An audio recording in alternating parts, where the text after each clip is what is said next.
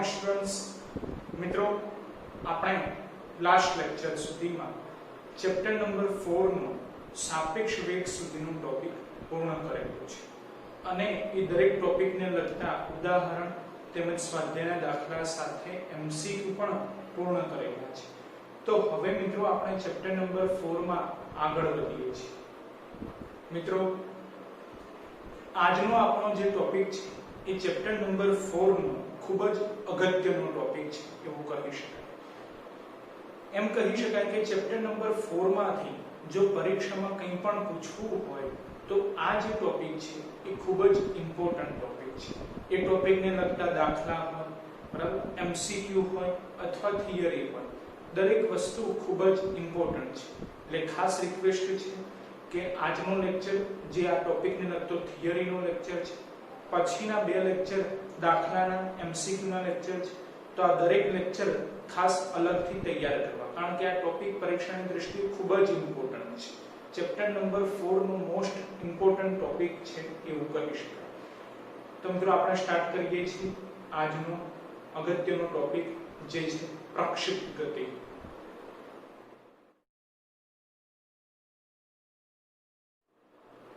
મિત્રો આ જે પ્રક્ષિપ્ત ગતિને લગતો ટોપિક છે એ ટોપિકને લગતા જેટલા પણ ક્વેશ્ચન્સ છે દરેક ક્વેશ્ચન IMP છે। ઠીક છે, તો આપણે સ્ટાર્ટ કરીએ છીએ પ્રક્ષિપ્ત ગતિને લગતો ફર્સ્ટ ક્વેશ્ચન। પ્રક્ષિપ્ત ગતિ એટલે શું? કોઈ પણ સમયે પ્રક્ષિપ્ત પદાર્થના મૂલ્યો દર્શાવતા સૂત્રો મેળવો। સૌપ્રથમ મિત્રો આપણે સમજી લઈએ કે પ્રક્ષિપ્ત ગતિ કોને કહી શકાય। તો મિત્રો આપણે ઉદાહરણ દ્વારા સમજવાનો પ્રયત્ન કરીએ છીએ। જેમ કે આપણે કોઈક નદી કિનારે ઊભા છીએ, બરાબર, અને આપણે નદીમાં પથ્થર ફેંકીએ છીએ। તે પથ્થર આપણે ફેંકીએ છીએ એ પથ્થર આ પ્રમાણે ગતિ કરશે, આ પ્રમાણે, બરાબર। તો મિત્રો જ્યારે પણ આ પ્રમાણેની ગતિ થાય છે તેવી ગતિને પ્રક્ષિપ્ત ગતિ કહી શકાય। આ પ્રમાણે વક્રાકાર ગતિ થતી હતી। આમ તો આને પરવલય આકારની ગતિ કહી શકાય, પરંતુ આ પરવલય આકાર શું છે, કેવી રીતે આવી ગતિ કહી શકાય, એ બધું જ આપણે આજના લેક્ચરમાં ડિટેલમાં સમજવાનું છે। અત્યારે ફક્ત એટલું ધ્યાનમાં રાખવાનું છે કે આપણે કોઈ પણ પદાર્થને ફેંકીએ છીએ, બરાબર, તો એ સમક્ષિતિજ દિશામાં ગતિ કરે છે। આ રીતે તમે જોઈ શકો છો કે પદાર્થને આપણે આ પ્રમાણે આમ ફેંકીએ છીએ, બરાબર, તો એ આ પ્રમાણેની ગતિ કરે છે, જેમાં કેટલોક ભાગ સમક્ષિતિજ દિશામાં કપાય છે જ્યારે કેટલોક ભાગ ઉર્ધ્વ દિશામાં કપાય છે। તો સમક્ષિતિજ દિશામાં પણ ગતિ થાય છે, ઉર્ધ્વ દિશામાં પણ ગતિ થાય છે, ધેટ મીન્સ કે દ્વિપરિમાણિક ગતિ છે। તો મિત્રો આવી ગતિને પ્રક્ષિપ્ત ગતિ કહી શકાય છે। ઠીક છે, તો ડિટેલમાં આપણે વ્યાખ્યા ધ્યાનમાં લઈએ છીએ પ્રોપર વર્ડ્સ દ્વારા કે જ્યારે કોઈ પદાર્થને પૃથ્વીના ગુરુત્વાકર્ષી ક્ષેત્રમાં સમક્ષિતિજ સાથે અમુક ખૂણે ફેંકવામાં આવે છે। જેમ કે આપણે આ જ ઉદાહરણમાં સમજીએ કે આ સમક્ષિતિજ લાઈન છે, બરાબર। તો જ્યારે કોઈ પદાર્થને આપણે પૃથ્વીના ગુરુત્વાકર્ષી ક્ષેત્રમાં, બરાબર, આપણને ખ્યાલ છે કે પૃથ્વીની અંદર બધી જગ્યાએ ગુરુત્વાકર્ષી ક્ષેત્ર લાગુ પડે છે, એટલે પૃથ્વીના ગુરુત્વાકર્ષી ક્ષેત્રમાં સમક્ષિતિજ સાથે અમુક ખૂણે તમે જોઈ શકો છો આ કંઈક એંગલ બને છે, ધારો કે થીટા જેટલો એંગલ બને છે। સમક્ષિતિજ સાથે થીટા જેટલા ખૂણે એટલે કે અમુક ખૂણે જ્યારે કોઈ પદાર્થને ફેંકવામાં આવે છે ત્યારે તે પદાર્થ નિયમિત સમક્ષિતિજ વેગ, હવે મિત્રો વર્ડ્સ ખાસ ધ્યાન રાખજો કે નિયમિત ધેટ મીન્સ કે અચળ, અચળ સમક્ષિતિજ વેગ અથવા તો નિયમિત સમક્ષિતિજ વેગ અને નિયમિત ઉર્ધ્વ પ્રવેગ એટલે કે અચળ ઉર્ધ્વ પ્રવેગ, બરાબર। આનું મીનિંગ ખાસ સમજવાનું છે કે સમક્ષિતિજ દિશામાંનો વેગ કેવો હોય છે, અચળ હોય છે, બરાબર। ઉર્ધ્વ દિશામાંનો પ્રવેગ કેવો હોય છે, તો અચળ હોય છે, બરાબર। આ બે મુદ્દાઓ ખાસ વ્યાખ્યામાં આવવા જોઈએ, જે કારણોસર આપણે આ બે મુદ્દા નીચે અંડરલાઈન કરેલી છે કે સમક્ષિતિજ દિશામાંનો વેગ એટલે કે આ દિશામાંનો વેગ, આ સમક્ષિતિજ દિશા કહેવાશે, આ દિશામાંનો વેગ કેવો હોવો જોઈએ? અચળ હોવો જોઈએ. અને ઉર્ધ્વ દિશા એટલે કે આગળ પાછળ. આ દિશામાંનો પ્રવેગ કેવો હોવો જોઈએ? અચળ હોવો જોઈએ. બરાબર? આ બે મુદ્દા ખાસ અગત્યના છે જે અંડરલાઈન કરેલા છે. તો નિયમિત સમક્ષિતિજ વેગ અને નિયમિત ઉર્ધ્વ પ્રવેગ સાથે ગતિ કરે છે. આવી દ્વિપારિમાણિક ગતિને પ્રક્ષિપ્ત ગતિ કહે છે. અને જે પદાર્થને આપણે ફેંકીએ છીએ એ પદાર્થને પ્રક્ષિપ્ત પદાર્થ કહે છે. ઠીક છે? વ્યાખ્યા ફરીથી આપણે આકૃતિ દ્વારા સમજવાનો પ્રયત્ન કરીએ છીએ. બરાબર? જ્યારે કોઈ પદાર્થને પૃથ્વીના ગુરુત્વાકર્ષણ ક્ષેત્રમાં સમક્ષિતિજ સાથે અમુક ખૂણે ફેંકવામાં આવે છે. હવે આપણે આ વ્યાખ્યાના આધારે આ બાજુની આકૃતિ સમજવાનો પ્રયત્ન કરીએ છીએ. જેમ કે આપણે બે અક્ષો ધ્યાનમાં લીધેલી છે. આ છે x અક્ષ અને આ છે y અક્ષ. x અક્ષ y અક્ષ નું ઉગમ બિંદુ O છે. બરાબર? હવે આપણે ઉગમ બિંદુ પાસેથી કોઈ એક પદાર્થને ફેંકીએ છીએ. બરાબર? તો ઉગમ બિંદુ પાસેથી આપણે જો પદાર્થને ફેંકીએ તો એ આ રેડ કલરનો જે માર્ગ છે એ માર્ગે ગતિ કરશે. બરાબર? તમે જોઈ શકો છો ઉગમ બિંદુ O પાસેથી જો આપણે પદાર્થને ફેંકીએ તો એ આ રેડ કલરના માર્ગે ગતિ કરે છે. બરાબર? પરંતુ ધારો કે આપણે પદાર્થને v0 જેટલા વેગથી ફેંકીએ છીએ. v0 જેટલા વેગથી ફેંકીએ છીએ. તો હવે મિત્રો આપણે ત્રીજા ચેપ્ટરમાં ભણી ગયા કે આપણે જો ગતિ આ રીતે વક્રાકાર માર્ગે થતી હોય અને કોઈ પણ બિંદુ પાસે વેગની દિશા નક્કી કરવી હોય તો એ બિંદુએ ગતિની દિશામાં સ્પર્શક દોરવો પડે. આ ખાસ યાદ રાખવાનું છે. બરાબર? કે વક્રાકાર માર્ગે ગતિ થતી હોય તો જે બિંદુ પાસે આપણે વેગની દિશા નક્કી કરવી હોય એ દિશામાં નક્કી કરવા માટે આપણે ગતિની દિશામાં સ્પર્શક દોરવો પડે. ઉદાહરણ ધ્યાનમાં લઈએ. જેમ કે ગતિ આ દિશામાં થાય છે. બરાબર? આ ગતિની દિશા છે. આ ગતિની દિશા છે. હવે આપણે આ બિંદુ પાસે વેગ નક્કી કરવો છે. આ બિંદુ પાસે પણ વેગ નક્કી કરવો છે અને આ બિંદુ પાસે પણ વેગ નક્કી કરવો છે. ત્રણ પોઈન્ટ દેખાયા તમને? આ ત્રણેય પોઈન્ટ પાસે આપણે વેગની દિશા નક્કી કરવી છે. બરાબર? તો કઈ રીતે નક્કી કરી શકાય? તો આપણે કીધું એ પ્રમાણે કે ગતિની દિશામાં આપણે સ્પર્શક દોરવો પડે. જેમ કે અહીંયાથી આપણે સ્પર્શક દોરી દઈએ ગતિની દિશામાં. તો આ દિશામાં છે. બરાબર? પછી અહીંયા પણ આપણે સ્પર્શક દોરી દઈએ તો આ દિશામાં છે. બરાબર? અને ત્રીજો પોઈન્ટ આવે ત્યાં પણ આપણે સ્પર્શક દોરી દઈએ તો આ દિશામાં છે. તમે જોઈ શકો છો કે જે પ્રમાણે ગતિ થાય છે એ પ્રમાણે વેગની દિશા પણ બદલાતી જતી આપણને મળે છે. તો આ મુદ્દો ખાસ યાદ રાખવાનો કે ક્યારે પણ જો વક્રાકાર માર્ગે ગતિ થતી હોય, વક્રાકાર માર્ગે, અને આપણે કોઈ પણ બિંદુ પાસે વેગની દિશા નક્કી કરવી હોય તો ગતિની દિશામાં તે બિંદુએ સ્પર્શક દોરવો પડે. બરાબર? તો મિત્રો આપણે ઉગમ બિંદુ O પાસેથી પદાર્થને ફેંકેલો છે તો એ ઉગમ બિંદુ O પાસે આપણે વેગની દિશા નક્કી કરવી છે. તો શું કરવું પડે? સિમ્પલ છે કે ગતિની દિશામાં સ્પર્શક દોરવો પડે. તો તમે જોઈ શકો છો કે આપણે ગતિની દિશામાં સ્પર્શક દોરેલો છે ગ્રીન કલરથી, જે વેક્ટર v0 વડે દર્શાવેલો છે. દેખાય દરેકને? વેક્ટર v0 વડે આપણે ગ્રીન કલરથી સદિશ દોરેલો છે. જે ઉગમ બિંદુથી જે પદાર્થ એટલે કે પથ્થર આપણે ફેંકેલો છે એ પથ્થરના વેગની દિશા નક્કી કરે છે. બરાબર? હવે આ વેક્ટર v0 એ xy સમતલમાં છે. તો આપણે એના બે ઘટકો પાડવા છે. તો મિત્રો સિમ્પલ છે કે આપણે અગાઉ ભણી ગયેલા છે કે સદિશનું તેના લંબ ઘટકોમાં વિભાજન. તો એના ઘટકો પાડવા માટે આપણે શું કરીએ છીએ કે વેક્ટર v0 નું જે શીર્ષ છે ત્યાંથી x અક્ષ ઉપર એક લંબ દોરી દઈએ અને વેક્ટર v0 ના શીર્ષમાંથી y અક્ષ ઉપર એક લંબ દોરી દઈએ. તમે જોઈ શકો છો બે લંબ આપણે દોરેલા છે રેડ કલરથી. બરાબર? x અક્ષ ઉપર અને y અક્ષ ઉપર. બરાબર. તો એના આધારે મિત્રો આપણને આ બ્લુ કલરનો x અક્ષની દિશામાંનો ઘટક અને આ બ્લુ કલરનો y અક્ષની દિશામાંનો ઘટક મળશે. મિત્રો શરૂઆતમાં આપણે વ્યાખ્યામાં લખેલું છે કે જ્યારે કોઈ પદાર્થને પૃથ્વીના ગુરુત્વાકર્ષણ ક્ષેત્રમાં સમક્ષિતિજ સાથે અમુક ખૂણે ફેંકવામાં આવે છે. સમક્ષિતિજ સાથે ધેટ મીન્સ કે x અક્ષ સાથે અમુક ખૂણે ફેંકવામાં આવે છે. ધેટ મીન્સ કે આ ખૂણો ધારી લઈએ કે આપણે θ0 જેટલો છે. અમુક ખૂણો છે એટલે કેટલો એંગલ છે એ આપણને અત્યારે ફિક્સ ખ્યાલ નથી, એટલે આપણે ધારી લઈએ છીએ એંગલ કેટલો છે θ0 જેટલો છે. કોની સાથે? કે x અક્ષ સાથે. x અક્ષ ધેટ મીન્સ કે સમક્ષિતિજ સાથે. બરાબર. તો આ ખૂણો θ0 જેટલો છે. તો હવે આપણે આ જે બ્લુ કલરના બે ઘટકો દોરેલા છે એ વેક્ટર v0 ના બે ઘટકો છે, જેને આપણે નામ આપવા હોય તો આપણી જોડે મેથડ છે કે ખૂણાની પાસેનો ઘટક ધેટ મીન્સ કે cos θ, ખૂણાની સામેનો ઘટક ધેટ મીન્સ કે sin θ. બરાબર. બોલો તો v0 નો θ0 ની પાસેનો ઘટક એટલે કે v0 cos θ0. બરાબર. બોલો v0 નો θ0 ની સામેનો ઘટક એટલે કે v0 sin θ0.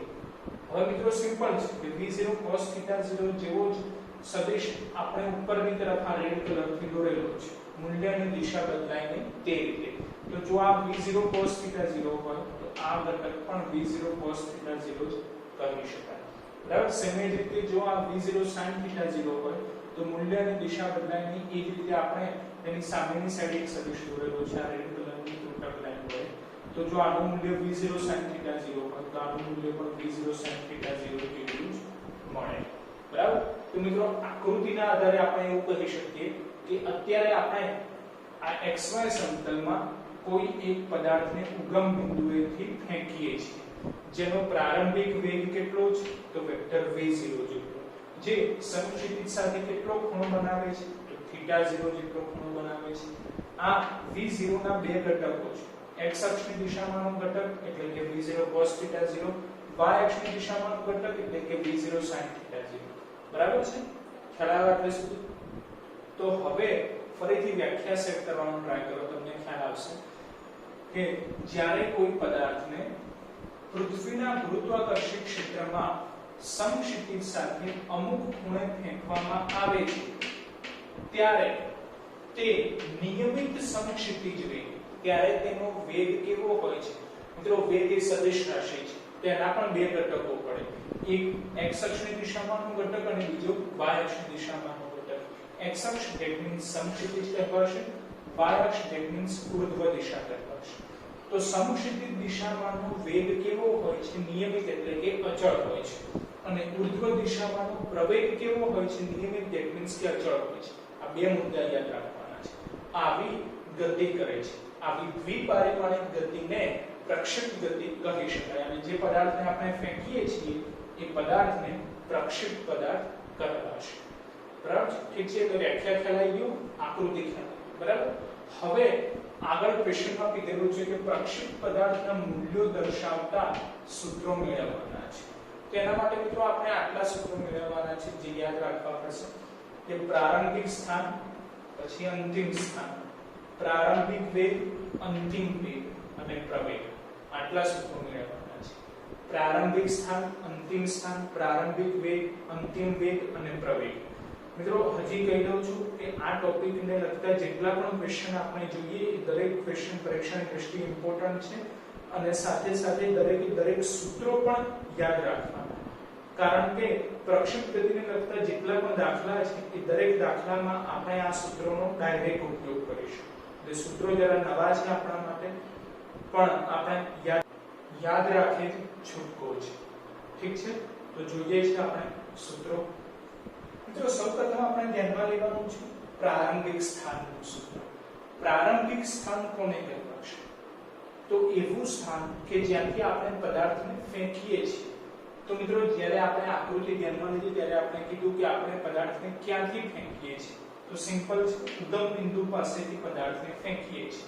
ધેટ મીન્સ કે પ્રારંભિક સ્થાન શું કહેવાશે? ઉગમ બિંદુ. બોલો ઉગમ બિંદુના યામ શું હોય? 0 0. તો પ્રારંભિક સ્થાન શું થઈ ગયું? 0 થઈ ગયું. પરંતુ મિત્રો ધ્યાન રાખવાનું કે આપણે દ્વિપારિમાણિક ગતિ ધ્યાનમાં લેવાની છે. એટલે દરેકના બે ઘટકો ધ્યાનમાં લેવાના છે, x ઘટક અને y ઘટક. બરાબર? તો પ્રારંભિક સ્થાનનો x ઘટક જે કહેવાશે x0, જે કેટલો કહેવાશે 0, કારણ કે ઉગમ બિંદુ ઉપર છે. બરાબર? અને પ્રારંભિક સ્થાનનો y ઘટક જે કહેવાશે y0, તો એ પણ 0 થઈ જશે, કારણ કે પદાર્થને આપણે ઉગમ બિંદુ ઉપરથી પ્રક્ષેપ કરીએ છીએ, એટલે કે ફેંકીએ છીએ. બરાબર? તો પ્રારંભિક સ્થાન x0 y0 બંને કેવા થઈ જશે? 0 થઈ જશે, કારણ કે પ્રારંભિક સ્થાન શું છે? ઉગમ બિંદુ છે, ત્યાંથી આપણે પદાર્થને ફેંકીએ છીએ. બરાબર? પછી છે પ્રારંભિક વેગ. તો પ્રારંભિક વેગ એટલે કે પદાર્થને ઉગમ બિંદુ પાસેથી આપણે ફેંકીએ છીએ, કેટલા વેગ સાથે ફેંકીએ છીએ? તો આપણે થિયરીમાં કીધું કે v0 જેટલા વેગથી આપણે પદાર્થને ફેંકીએ છીએ. બરાબર? તો હવે વેગ v0 એ સદિશ રાશિ છે, એટલે એના બે ઘટકો ધ્યાનમાં લેવા પડે, x દિશામાં અને y દિશામાં. બરાબર? તો આપણે આ રીતે કહી શકીએ કે પ્રારંભિક વેગ v0 જેટલો છે, પરંતુ x દિશામાં તો v0x અને y દિશામાં તો v0y. બરાબર? v0x એટલે કે x દિશામાંનો વેગનો ઘટક, v0y એટલે કે y દિશામાંનો વેગનો ઘટક, પરંતુ એ વેગ કેવો લેવાનો છે? પ્રારંભિક વેગ લેવાનો છે. બરાબર? પ્રારંભિક વેગ એટલે v0. બોલો v0 નો x અક્ષની દિશામાંનો ઘટક કેટલો છે? તો v0 cos θ 0. એટલે x માટે આપણે લખી દેવાનું v0 cos θ 0. બરાબર? બોલો v0 નો y અક્ષની દિશામાંનો ઘટક કેટલો છે? તો v0 sin θ 0. એટલે કે y દિશા માટે આપણે લખી દેવાનું v0 sin θ 0. તો પ્રારંભિક વેગના સૂત્રો ખ્યાલ આવી ગયો. પ્રારંભિક વેગ એટલે v0 કહેવાશે, પરંતુ દ્વિપરિમાણિક ગતિ છે, એટલે x દિશામાંનો ઘટક અને y દિશામાંનો ઘટક. x દિશામાંનો ઘટક v0 cos θ 0 અને y દિશામાંનો ઘટક v0 sin θ 0. બરાબર? હવે પ્રવેગ ધ્યાનમાં લઈએ. પ્રવેગ તો મિત્રો સિમ્પલ છે કે પ્રવેગના પણ બે ઘટકો પડશે, x દિશામાંનો પ્રવેગ અને y દિશામાંનો પ્રવેગ. બે અલગ અલગ ઘટકો પડશે. તો પ્રવેગનો x ઘટક અને પ્રવેગનો y ઘટક. તો મિત્રો સિમ્પલ છે કે વ્યાખ્યા પ્રમાણે પ્રવેગ કેવો હોય છે? પ્રવેગ ઉર્ધ્વ દિશામાંનો પ્રવેગ નિયમિત, ધેટ મીન્સ કે અચળ હોય છે. બરાબર? ઉર્ધ્વ દિશામાંનો પ્રવેગ કેવો છે? અચળ છે. બરાબર? હવે સમક્ષિતિજ દિશામાંનો પ્રવેગ કેવો છે આપણને ખબર નથી, પરંતુ મિત્રો આપણે ત્રીજા ચેપ્ટરમાં ગુરુત્વ પ્રવેગની થિયરી ભણી ગયા છે કે જ્યારે પણ કોઈ પણ પદાર્થને ફેંકીએ છીએ ત્યારે ત્રીજા ચેપ્ટરમાં આપણે ગુરુત્વ પ્રવેગના ટોપિકમાં ભણી ગયા કે પદાર્થને જો ફેંકીએ આપણે તો ગુરુત્વ પ્રવેગ સાથે ગતિ કરે છે. ધેટ મીન્સ કે પદાર્થને ભલે ઉપરની તરફ ફેંકીએ છીએ, પરંતુ એ યુ ટર્ન મારીને પાછું નીચે આવે છે. આ પ્રમાણે યુ ટર્ન મારીને પાછું નીચે આવે છે. કેમ નીચે આવે છે? કારણ કે ગુરુત્વાકર્ષણ છે. બરાબર? તો પદાર્થ આ પ્રમાણેની ગતિ કરે છે, આ પ્રમાણેની ગતિ કરે છે, અને આવી ગતિમાં તમે જોઈ શકો છો કે x દિશામાં પ્રવેગ હાજર હોતો નથી, ફક્ત y દિશામાં એટલે કે ઉર્ધ્વ દિશામાંનો જ પ્રવેગ હાજર હોય છે. અને કેટલો હોય છે? તો ગુરુત્વ પ્રવેગ જેટલો. કેમ? કારણ કે પદાર્થ રિટર્ન કેમ આવે છે? ગુરુત્વાકર્ષણના કારણે. એટલે એમાં પ્રવેગ એ ગુરુત્વ પ્રવેગ બની જાય છે. જ્યારે પદાર્થ રિટર્ન આવે છે એનું કારણ શું છે? તો સિમ્પલ છે, ગુરુત્વાકર્ષણના કારણે. તો એવા સંજોગોમાં પ્રવેગ એ ગુરુત્વ પ્રવેગ બની જાય છે, જેને આપણે સ્મોલ g વડે દર્શાવીએ છીએ. બરાબર? અને x દિશામાં એટલે કે સમક્ષિતિજ દિશામાંનો પ્રવેગ કેવો હોય છે? એવા સમયે શૂન્ય હોય છે, હાજર હોતો જ નથી. બરાબર છે? તો સિમ્પલ યાદ રાખવાનું કે પ્રવેગનો x એટલે કે સમક્ષિતિજ દિશામાંનો ઘટક કેવો હોય છે? શૂન્ય હોય છે. અને પ્રવેગનો y એટલે કે ઉર્ધ્વ દિશામાંનો ઘટક કેવો હોય છે? તો ગુરુત્વ પ્રવેગ જેટલો હોય છે. બરાબર? અને ગુરુત્વ પ્રવેગનું મૂલ્ય ફિક્સ છે, આપણને ખ્યાલ છે, 9.8 મીટર પર સેકન્ડ સ્ક્વેર જેટલું, જે ક્યારે બદલાવાનું નથી. તો સિમ્પલ છે કે એ મૂલ્ય કેવું છે? ફિક્સ છે, અચળ છે. ધેટ મીન્સ કે ઉર્ધ્વ દિશામાંનો પ્રવેગ કેવો હોય છે? અચળ હોય છે. બરાબર? અને આ માઈનસ સાઇન કેમ ધ્યાનમાં લીધેલી છે? તે તમે ત્રીજા ચેપ્ટરમાં ભણી ગયેલા છો કે પદાર્થ જો નીચેની તરફ ગતિ કરે, જો નીચેની તરફ ગતિ કરે, બરાબર, તો આપણે માઈનસ સાઇન ધ્યાનમાં લઈએ છીએ. બરાબર? એટલે માઈનસ સાઇન આપણે લખેલી છે, જે ત્રીજા ચેપ્ટરમાં તમે ગુરુત્વ પ્રવેગના કન્સેપ્ટમાં ભણી ગયેલા હશો, બરાબર? તો પ્રવેગના બંને ઘટકો ખ્યાલ આવી ગયો. હવે ધ્યાનમાં લઈએ છીએ આપણે અંતિમ વેગ. જેમ કે આપણે પ્રારંભિક વેગનું સૂત્ર લખેલું છે v0x અને v0y. હવે અંતિમ વેગ ધ્યાનમાં લેવું છે. તો અંતિમ વેગ એ v જેટલો છે, પરંતુ એના પણ બે ઘટકો પડે, x દિશામાં અને y દિશામાં અંતિમ વેગ, બરાબર? જેમ કે x દિશામાંનો અંતિમ વેગ એટલે vx અને y દિશામાંનો અંતિમ વેગ એટલે કે vy. તો મિત્રો v શોધવા માટે આપણી જોડે સિમ્પલ સૂત્ર છે અચળ પ્રવેગી ગતિનું પહેલું સમીકરણ v બરાબર v0 at, બરાબર? જો એનું ફક્ત x ઘટકમાં રૂપાંતરણ કરીએ તો સૂત્ર આ પ્રમાણે લખાય કે vx v0x axt, બરાબર? v0x axt, that means કે દરેકના x ઘટકો આપણે ધ્યાનમાં લીધેલા છે, બરાબર? ax, તો ax ની વેલ્યુ કેટલી છે? 0. જો ax ની વેલ્યુ 0 હોય તો આ બીજું પદ કેવું થઈ જાય? 0 થઈ જશે. that means ફક્ત પહેલું પદ મળે, અને પહેલું પદ શું છે? તો v0x. તો v0x ની વેલ્યુ કેટલી છે? તો v0x ની વેલ્યુ છે v0 cos θ 0. that means vx કેટલા મળે? v0 cos θ 0. vx એ શું છે? અંતિમ વેગ, બરાબર? જે કેટલો મળે છે? v0 cos θ 0. અને પ્રારંભિક વેગ કેટલો હતો? v0x v0 cos θ 0. that means તમે જોઈ શકો છો કે પ્રારંભિક વેગનો x ઘટક v0 cos θ 0, અંતિમ વેગનો પણ x ઘટક v0 cos θ 0. that means કે v0 cos θ 0 જ મળે છે, જે કારણોસર આપણે કહી શકીએ કે આન્સરમાં કોઈ ચેન્જ આવતો નથી. તો વેગનો x ઘટક કેવો થઈ જાય? અચળ થઈ જાય છે, એટલે કે નિયમિત રહે છે. વેગનો x ઘટક એટલે કે સમક્ષિતિજ દિશામાંનો વેગ કેવો રહે છે? અચળ રહે છે, જે આપણે વ્યાખ્યામાં ધ્યાનમાં લીધું હતું. એ આ પ્રમાણે આપણે સાબિત પણ કરી શકીએ છીએ, બરાબર? જો અહીં લખેલું છે કે નિયમિત સમક્ષિતિજ વેગ એટલે કે સમક્ષિતિજ દિશામાંનો વેગ કેવો રહે છે? અચળ રહે છે. અચળ રહે છે એમ તમે ક્યારે કહી શકો? તો જ્યારે જે વેલ્યુ પ્રારંભમાં છે એ જ અંતમાં મળવી જોઈએ. તો તમે જુઓ કે પ્રારંભમાં વેગ કેટલો હતો?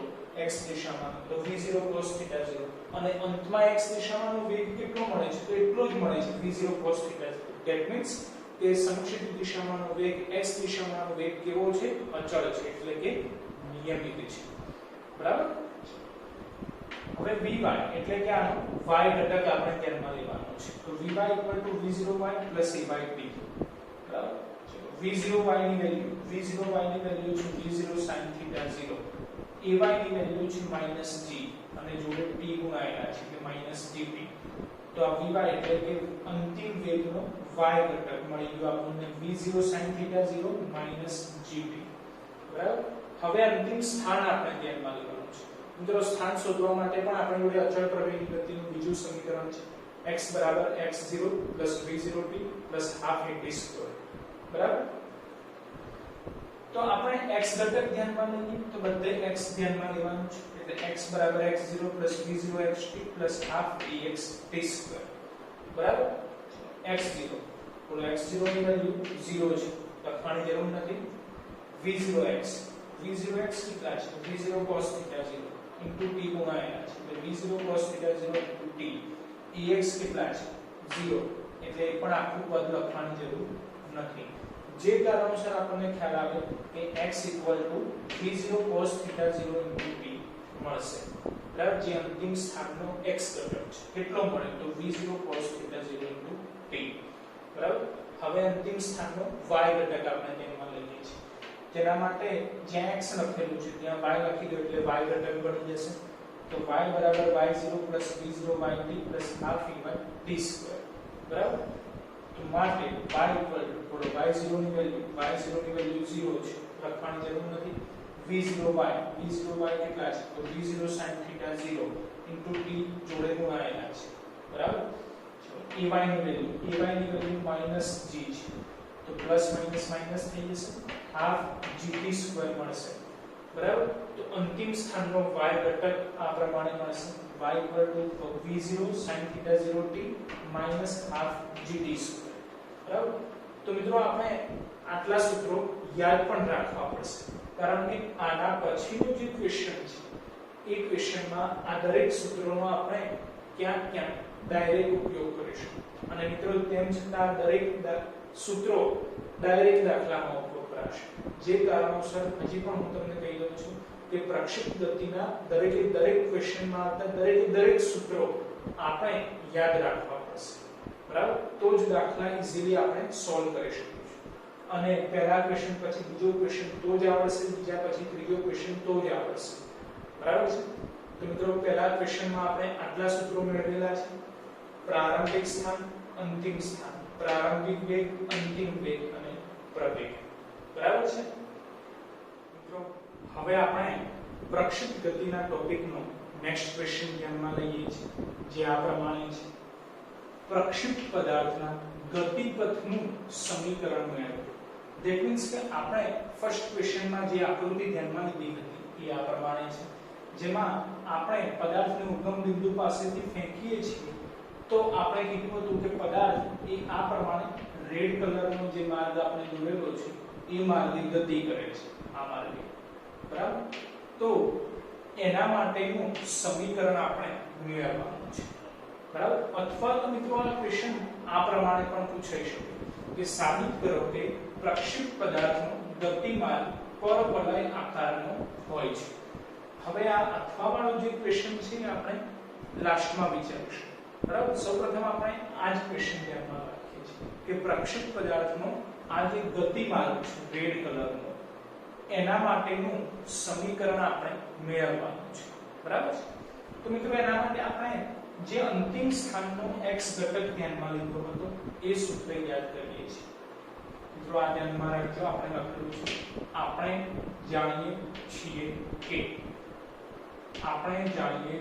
કે અંતિમ સ્થાનનો x ઘટક જેનું સૂત્ર શું x v0 cos θ 0 t તો x v0 cos θ 0 t આ સૂત્રમાંથી t ને કરતા બનાવો તો જો t ને કરતા બનાવો તો સિમ્પલ છે v0 cos θ 0 છેદમાં આવી જશે એટલે t x v0 cos θ 0 બરાબર હવે આ જે t ની વેલ્યુ મળી એ t ની વેલ્યુ આપણે અંતિમ સ્થાનના y ના ઘટકના સૂત્રમાં મૂકી દેવાની છે બરાબર એટલે કે આ કિંમત y v0 sin θ 0 t ½ gt2 માં મૂકતા આ સૂત્ર શું છે તો અંતિમ સ્થાનના y ઘટકનું સૂત્ર છે v0 sin θ 0 t ½ gt2 આ સૂત્રમાં જ્યાં ક્યાંય પણ t દેખાય છે તમે જોઈ શકો છો આ t છે અને આ t2 છે આ બંને જગ્યાએ આપણે આ વેલ્યુ મૂકવાની છે સાદુરૂપ આપીએ એટલે y નું સૂત્ર મળી જશે અને જે y નું સૂત્ર મળ્યું એ શું કહેવાશે તો પ્રક્ષિપ્ત પદાર્થના ગતિપથનું સમીકરણ કહેવાશે બરાબર એટલે સાદુરૂપ ધ્યાનમાં રાખવાનું ચલો y v0 sin θ 0 as it is t ની વેલ્યુ મૂકવાની છે બોલો t ની જગ્યાએ શું લખવાનું છે તો x v0 cos θ 0 તો t ગુણાકારમાં છે એટલે ગુણાકારમાં આપણે લખી દઈએ છીએ x v0 cos θ 0 બરાબર ઉપર નીચે v0 કેન્સલ થઈ જશે બરાબર માઈનસ as it is પછી ઉપર g છે અને છેદમાં 2 છે તો ઉપર g અને છેદમાં 2 છે બાકી રહ્યું t2 that means કે આનો વર્ગ લખવાનો તો x2